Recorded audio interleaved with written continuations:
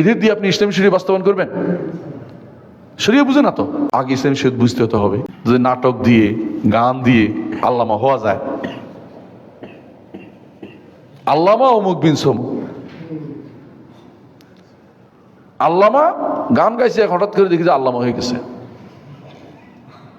বুঝলেন এই কথাটা? কোন শিল্পগোষ্ঠীর নেতা ছিল পরে আল্লামা, আবার নাটক করতে পারে আল্লামা।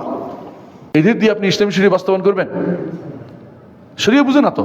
এই জন্য ইসলামী শরীয়ত বাস্তবায়নের জন্য প্রথম কাজ হচ্ছে ইসলামী শরীয়তের জ্ঞান মানুষকে দিতে হবে। সেই জন্য বিশ্ববিদ্যালয় হতে শুরু করে ছোট্ট প্রতিষ্ঠান পর্যন্ত সব জায়গায় ইসলামী শরীয়তের পরিপূর্ণ জিনিসটা জ্ঞান দিতে হবে। আমাদের দেশে সর্বোচ্চ সালাতের মাসলা তো পড়ায় না রে ভাই। সালাত কি আল্লাহ রাসূলের দেখানোর মতো হয়? তাহলে আপনি বলেন, যেখানে সালাতটাও যেটা দৈনন্দিন লাগে এটা তো পড়াচ্ছেন না, আর যেটা সামষ্টিক এটা তো মোটেই খবর নাই কারো। হুদুদ কিসাসের কোনো জানাই নেই কারো। হ্যাঁ, কথা বুঝতে পারছি। তাহলে আপনাদেরকে প্রত্যেকের দাবি যেন থাকে যে আল্লাহর শরীয়ত আগে পড়া দরকার, শিখা দরকার। শরীয়ত যেন মসজিদে মসজিদে শরিয়া পড়ানো হয়, মসজিদগুলোতে আবার শুরু হোক। সুতরাং আল্লাহর শরীয়ত বাস্তবায়নের প্রথম দাবি হচ্ছে এটা। বাংলাদেশ ইসলামী শাসন প্রতিষ্ঠার গ্রহণযোগ্য পদ্ধতি কি হতে পারে? তারা ইসলামী শাসন প্রতিষ্ঠার জন্য কান্নাকাটি ওদেরকে বলেন যে 10টা মেথড দেন। আমাকে বলেন কেন? আমি কইছি? আমি কইলে কি নিবেন? তাহলে কারণ মেথড কেউ দিচ্ছে না, সবাই ধোঁকাবাজি করছে। মনে রাখবেন একটা কথা, সবাইকে বলেন যে আপনি ইসলামী শাসন প্রতিষ্ঠা করে টিয়া দেন, কিভাবে করবে? সবাই তো দিচ্ছে। কেউ গণতন্ত্র, কেউ সমাজতন্ত্র। আপনারটা কই? ইসলামতন্ত্রটা দেখান না, কই কিভাবে করবেন? ইসলামী আপনি যেটা বলছেন ওটাই দেখান না। দেখি আমরা কতটুকু ইসলামিক হয়েছে আপনারা দেখিনি। ওটা দিবে না, কারণ ওটা দিলে তো আমেরিকা ভোট দিবে, মানবে না তারে, ও ভারতও মানবে না। এই জন্য লুকুচুরি করতেছে আমার সাথে। অনেক ইসলামী শায়েখগণ বলছেন দাওয়াত তো এলাকা ভিত্তিক আমির নির্ধারণ করে কাজ করে। এগুলো হচ্ছে ছাগলদের কথাবার্তা, পাগল ছাগলের কথাবার্তা। এগুলো ইসলামের আমির হলে তো রাষ্ট্রপ্রধান সরিয়ে পড়বে কি? আপনাদের রাষ্ট্রীয় প্রধান দেখেন না উল্টাপাল্টা রাষ্ট্র? অনেক আমির কি করে উল্টাপাল্টা কাজ দেখেন না? আমরা কিছু বলবো না।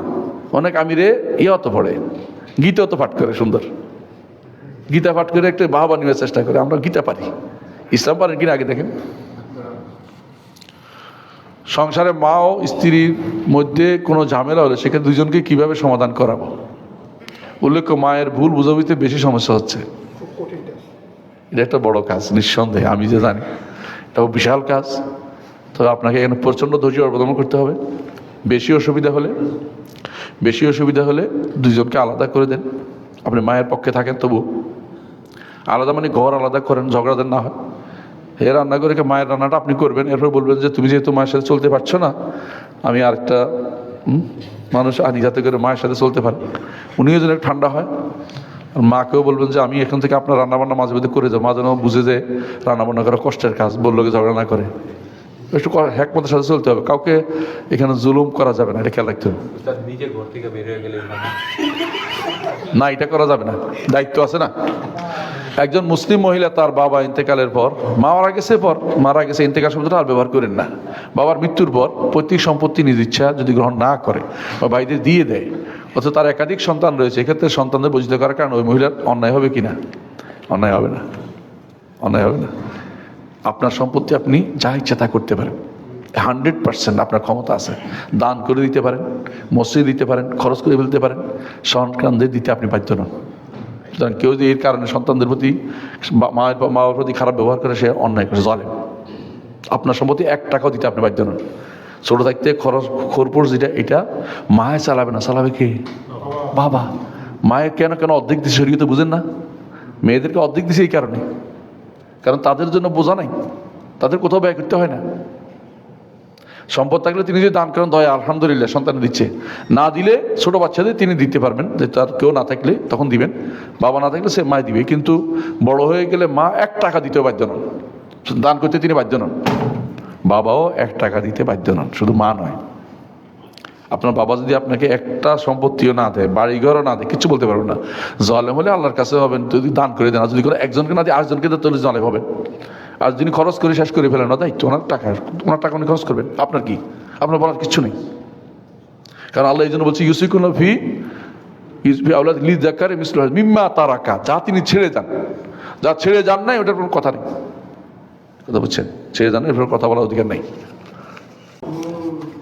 আমি যে বাসায় থাকি সেখানে ফজরে যেতে দেওয়া হয় না, এমনকি রমজানেও জামা মসজিদ যেতে দেয়নি।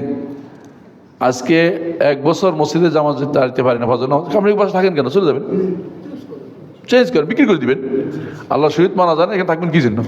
1 মিনিটও থাকা যাবে না এখানে।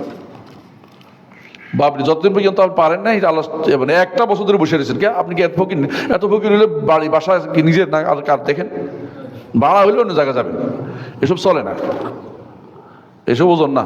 বাবরি চুল রাখলে সামনের চুল যাতে সামনে না আসে, সেই জন্য জুটি বা ব্যান্ড পরা যায়, ছুটি বা ব্যান্ড চুটি বা কিছু একটা আটকায় রাখে নাই তো, আশা করি জায়েজ হবে।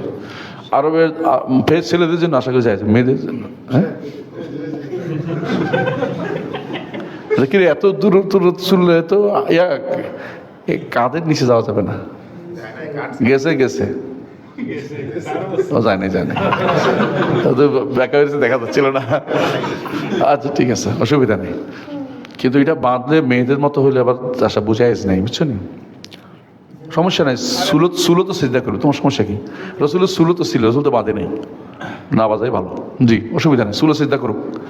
হ্যাঁ, সিজদাতে তো পড়া বা এদিক সেদিকে না পড়ে, সমস্যা নেই। শরীরের প্রতিটি অঙ্গ সিজদা করে, কাপড়ও সিজদা করে, এই জন্য কাপড় ধরতে নিষেধ করা হয়েছে।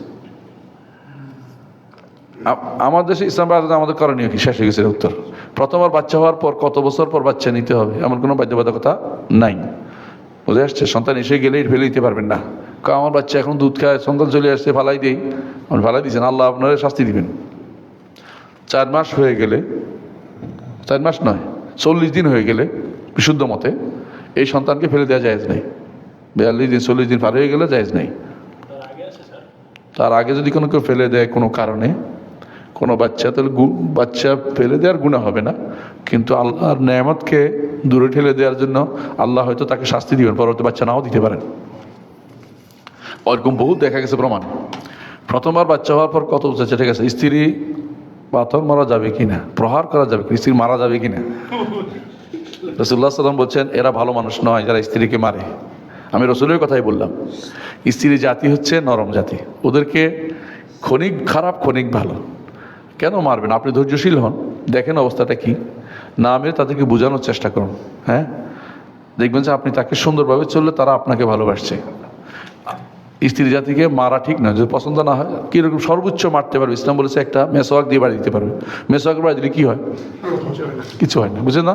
মানে সে যেন বুঝে যে আমার কিন্তু মায়ের আছে বা কিছু, এরপর যদি মিল মহব্বত না হলে ছেড়ে দিবেন, কিছু করার নেই, বলবেন, আগে সাবধান করবেন, 2 দিক থেকে লোক আনবেন, না হলে ছেড়ে দিবেন, কিন্তু মারবেন না। স্ত্রী মারা ইসলামী শরীয়তের বিধান নয়। হ্যাঁ, এটাই তো নিয়ম, এটাই তো নিয়ম। বাসায় থেকে না, ঘরের ভিতরে তাকে রাখতে হবে, তো একবার চলে যাওয়া যাবে না আর কি। বাইরে গেলেও ঝগড়া লাগলে বাইরে চলে যেতে হবে, দরকার হলে আবার ঠিক হয়ে যাবে মহিলা।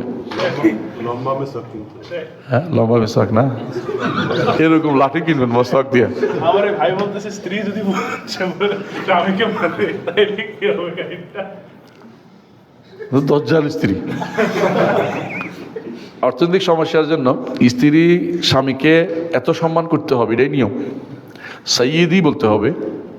আমাদের আবু দারদা রাদিয়াল্লাহু আনহুর স্ত্রী উম্মে দারদা বলছেন যে আমরা আমাদের স্বামীদেরকে সাইয়্যিদি বলতাম, সাহেব বলতাম। আমাদের দেশে সাহেব বলে না, আমাদের সাহেব। একজন আমাকে বলছে কি বলে ডাকবো? সাহেব সাহেব সাহেব সাহেব করে ডাকবে তো ভালো আছে, নাম ধরে ডাকবেন না, নাম ধরে টাকা বেয়াদবি, নাম ধরে টাকা বেয়াদবি। রাসূলুল্লাহ সাল্লাল্লাহু আলাইহি ওয়াসাল্লাম স্ত্রীরা রাসূলুল্লাহ সাল্লামকে কোনোদিন নাম ধরে ডাকে নাই, শপথ করছে, নাম উল্লেখ করছে। নাম উল্লেখ করলে গুনাহ হয় না হিন্দুদের মতো, কিন্তু নাম ধরে ডাকা নিষেধ, আসলে নিষেধ, নাম ধরে ডাকা যাবে না, তাই সম্মানের পাত্র। হ্যাঁ, স্বামী যতক্ষণ পর্যন্ত আপনার স্বামী হিসেবে আছে, ততক্ষণ পর্যন্ত কোনো নারীর জন্য তাকে অপমানজনক কথা বলা যায় না, লাঠি দূরের কথা। আপনি বলা এটা তো অবশ্যই বাধ্যবাধকতা আছে। কেন? যদি কোনো অপমানজনক অন্য শব্দে অপমানজনক বোঝা যায়, তাহলে আপনি বলতে হবে বাধ্যতামূলক। আর অপমানজনক না হয়, এটা সমাজে প্রচলিত হয়ে যায়, তুমি বলা, তাহলে তো এটা ইয়াতে আসে নাই, অপমানজনক হিসেবে আসে নাই। যেমন তুই বলাটা অপমানজনক, স্ত্রী স্বামীকে কখনো তুই বলতে পারবে না, কারণ এটা অপমানজনক। সবাই সমস্ত ডিকশনারিতে এটা আছে, তুই বলাটা আমার দেশে। হ্যাঁ, সুতরাং যেটা অপমানজনক কোনো শব্দ স্বামীর জন্য ব্যবহার করা বৈধতা নেই। পছন্দ না হলে চলে যান, কিন্তু খারাপ ব্যবহার করতে পারবেন না। স্ত্রীকেও তুই না ব্যবহার না করা উচিত। সে গ্রামে আমাদের যেটা ব্যবহার আছে, এটা নোয়াখালী এলাকার বিষয়টা, এটা অবশ্যই বন্ধ করতে হবে, ঠিক না এটা? জি, গ্রামে তো তুই বলেই প্রচলিত, তাহলে সেই ক্ষেত্রে তুই বলা যাবে। না বলা যাবে, তুই ফসল থেকে বন্ধ করতে হবে এটা, কারণ এটা আসলেই না অপমানজনক শব্দ। তুমি শব্দটা অপমানজনক না আসলে। তুমি কিন্তু ইংরেজি অন্য ভাষাতে কিন্তু আপনি নাই, উর্দুতে আছে শুধু আফ, তো উনি অনেক ভাষাতে এরকম নাই, যেহেতু এটা স্বাভাবিক ফসল, এটা সমস্যা নেই। কিন্তু যেটাতে আসলেই অপমানজনক শব্দ তুই বলাটা, এটা খুব ভালো অবস্থানে নাই। হ্যাঁ, কোনো এলাকায় প্রচলিত হইলেও এটা বন্ধ করতে হবে। আচ্ছা, কোনো এলাকায় কথা বলার আগে শ্রদ্ধা নিবা, কয়টাকে যাইতেছে বলা, বুঝলেন না? চিটাঙ্গের মানুষ হলে কথা হইলে একবার গালি গাইতে শুরু করে, এটা বন্ধ। আমাদের কুষ্টিয়ার আরও মারাত্মক কথা বলে, তো এটা বলতে চাচ্ছি না এখন আর। কুষ্টিয়ার মানুষ থাকলে সুখ বুঝছেন তো, আপনি জানেন তো কি বলতে, জানেন তো। আল্লাহ মাফ করুক। অর্থনৈতিক সমস্যার সমাধানের জন্য যদি সন্তান জন্মের 7 দিন বা 14 দিনের মাথা আগে না দেওয়া যায়, তবে পরে দেওয়া যাবে। জি, পরে দেওয়া যাবে, কোনো সমস্যা নেই। বালেগ হওয়া, সন্তান বালেগ হওয়া পর্যন্ত। ইমামের সালাম ফিরানোর পর মাসুম ব্যক্তি দাঁড়িয়ে রফুল ইদান করবে কিনা? যদি দ্বিতীয় রাকাতে রফুল ইদান নাই, তৃতীয় রাকাতে আছে, কোন রাকাতে দাঁড়াইছে এটার উপর নির্ভর করবে সে রফুল ইদান করবে করবে না, বুঝছেন? আজকের খুতবায় সামাজিক অবক্ষয় সম্পর্কে আলোচনা করে আমি কই নাকি, আমি কই, আমি তো গণতন্ত্র নিয়ে আলোচনা করছি, তাই না? কিন্তু ফেসবুকের কি হবে, এখানে খবর ও ইসলামী স্কলারদের ভিডিও শুনতে গেলেও কোনো কোনো ক্ষেত্রে মেয়েদের ছবি। একটা হচ্ছে ইচ্ছা আসা, একটা হচ্ছে অনিচ্ছা আসা। যারা এরকম ব্যবসা করে ওদেরটা শুনবেন না, যারা ব্যবসা করে না ওদেরটা শুনবেন। আলহামদুলিল্লাহ আমাদেরটা তো আমরা ব্যবসা করি না, অ্যাডসেন্স মুক্ত। যদি কোনো কোনটা অতিরিক্ত তারপরেও চলে আসে, তো আপনি জেনে নেবেন তারা দেয় কিনা, তখন তাদেরটা শুনবেন যে অনিচ্ছাকৃত আসছে। আর যেটা ইচ্ছাকৃত কেউ অ্যাডসেন্সে ব্যবহার করে তাদের খুতবা শুনবেন না, কারণ তারা তো ব্যবসা করতেছে এটা দিয়ে, ওয়াজ এটা শুনবেন না। আল্লাহর এই সমস্ত হারাম দিয়ে ব্যবসা করা থেকে আমাদের মুক্ত রাখুন। আমার কাছে একটা বিষয়, আপনার কাছে বিষয় অনুরোধ, মিনহাজুস সুন্নাহ কিতাবটি সম্পূর্ণ অনুবাদ করবেন। জাযাকুমুল্লাহ খাইর। বাবা রে বাবা, এটা অনুবাদ করতে হলে আমাকে ঘরে বসে দিতে হবে, আপনাদের কোনো দশ দেওয়া যাবে না, খুতবা দেওয়া যাবে না। কারণ যেহেতু কুফরি ও হারাম, তাহলে বর্তমানে বাংলাদেশের প্রেক্ষাপটে আমরা কীভাবে একজন সৎ, এই তো এটা প্রশ্ন উত্তর দিছি না, সব উত্তর দিছি, জান। সুবহানাকাল্লাহ ওয়া বিহামদিহি, আসসালামু আলাইকুম। ওয়ালাইকুম আসসালাম। আমি সেই এসএসসি পরীক্ষাতে দোয়া করি। অনেক অনুরোধ সে কাল যেন ভালো আল্লাহ আপনাকে ভালো আসেন, ভালো আসছে।